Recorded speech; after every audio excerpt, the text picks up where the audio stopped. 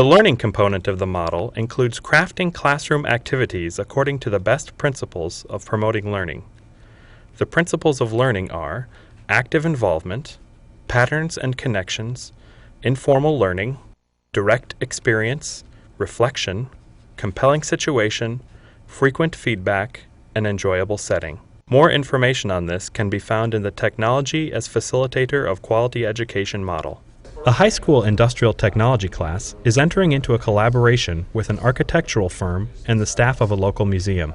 The purpose of the collaboration is to involve students in the professional world of architects in order to help them appreciate and understand the demands of the profession, as well as the potential of computer-aided drafting and design technology. The students are provided with opportunities for informal learning as they enter into a kind of apprenticeship. The students are paired with a mentor, and together, each mentor-student pair has to solve an architectural design problem using K'NEX building toys. During this process, the students and mentors were to relate interesting facts about themselves. By working collegially with experts, the students experience implicit learning about collaboration as well as architecture. Well, good morning. We have been waiting for this day for some time, and it seems like it's taken a while to get here. But we're ready to go, and the things that we're looking at today are to have some fun, to get to know each other, and to find out where this collaboration might go. That doesn't mean by the end of the day we're going to know what we're going to be doing in the collaboration, but it does mean that we are going to explore some issues and see what we are interested in and what's possible. Let's see, what do we have? Let's go with these. The blue ones? Yeah, then eventually we'll get to the white. That's cool. So what position do you play in baseball? I play anywhere in the outfield. I think since we had, something of a pretty general assignment, build a geometric structure, that what benefited the two of us most was the ability to work together and, sort of say, well, what do you think about this? Okay, or, will you show me how to do this? So there was a nice collaborative sense to the project. After they have solved their design problem, the students and mentors engage in reflection. During the activity, the students and mentors completed a worksheet to help them think about what they had learned from working together on their design problem. The mentors were then asked to relate what they learned about the students, and the students reported on their design solutions and how they arrived at those solutions with their mentors. The students engage in metacognition as they reflect on their thinking process. We needed like a support system, kind of like a backbone, kind of. Let's just this thing up through the middle there. I guess we started building it, and we had it up to here. We didn't have these yellow pieces, and it wouldn't stay real well. We put the yellow pieces in, and it's staying pretty good now. The only stumbling block we had was the stability of the base, and like I said, we just added those yellow pieces, and I guess that's about it. What I would like for you to do today, as we go through this entire process, anytime you want to ask a question, and this is for mentors or students, feel free to jump in there, ask those questions. I always have questions, and one question right away is, how long did it take you to figure out how to make that base stable?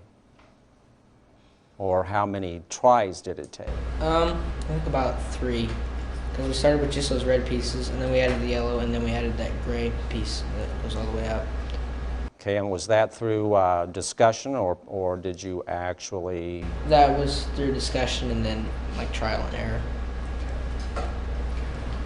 Are there any other questions out there? Did you have fun? Yeah. Okay. Well, thank you, Alex. Why did you decide to do that? Greater stability. It helps out with center of gravity also a little bit. Keeps everything centered pretty well. A building with a 2 feet horizontal structure with a base of 1 inch squared. And we started out with this thing right here, and we didn't know what to do next, so we started out using our creativity and start building this figure right here upward. it wasn't stable, so we had an idea that we took it apart and put them each side. So we have this stable thing right here, so hold it up. Did you have any trouble with balance since you only went out one way? Did you Not think about really. going like an X? No? Well, we started out with an X, and then we thought we'd better just make it horizontal. We were gonna just make an X, so we decided to make it more architectural by doing parallel lines. I mean, what is the strongest structure? We found that probably, he told me the triangle has the most stability. Some of the highest buildings are made out of triangles. We could have the highest structure and only have 2 pieces. The students reflect on how they think and learn, they select appropriate learning strategies and methods, and they monitor their progress toward their goals. They also discuss the problems they encountered while working on their designs, and they talk about alternative solutions they developed. The reflective comments that the students and mentors share create opportunities for frequent feedback. The students receive supportive feedback from their mentors, who encourage the positive skills and behaviors they observed. I think what I learned most was watching Steve and Eric work together. Steve was real go-getter, I'm going to do this, and Eric was trying to slow him down. He wanted to help, but he said, tell me what you're thinking. So they worked really well together. I actually learned quite a bit from Andrew doing this. It was a really good experience. We started with the base and worked up and sort of thought, what can we do now? And so we flipped it over and started working up from the other way. So it was a good experience. I mean, it was a good creative sort of experience. It was good. I realized he's very hands-on. He gives a lot of thought to, he gave a lot of thought to how the project would go together, but very open to suggestions and ideas, and really enjoyed working with him on it.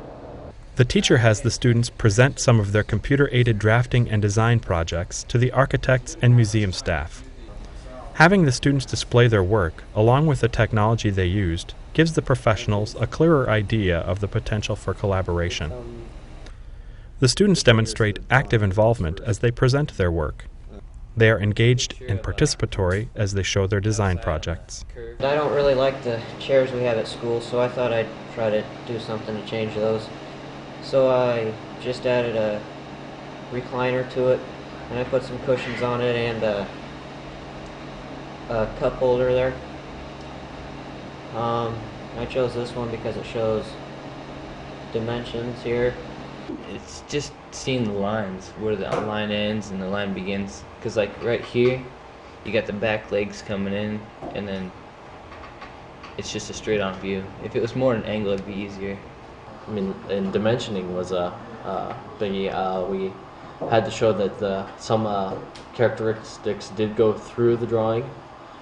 Like here, if you see up here, that goes completely through.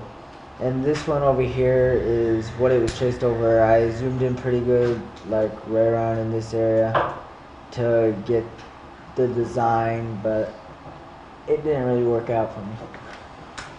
And it's basically the same one Alex did, but from a different angle. This is the side of the Carnegie Building, and I didn't have much trouble with it other than these parts right here. These took me a long time.